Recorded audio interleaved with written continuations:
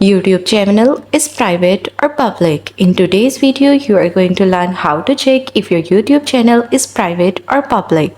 So let's get started. In order to do that, you have to know that you can't make your YouTube channel private, but now I will show you how you guys can check whether your YouTube videos are public or private. All you need to do is once you are in YouTube channel, click on YouTube Studio, and once you will be on your YouTube studio, here on the left hand side, click on YouTube videos. As you can see, I'm in my YouTube studio. Now, what you have to do is you have to check that your video is public or private just by clicking on this pencil icon appear right to your videos. After clicking on this, you will be able to see that your videos are public. If your videos are public, then your account is public.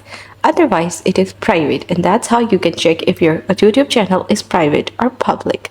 That's all. Thanks for watching. Don't forget to like and subscribe.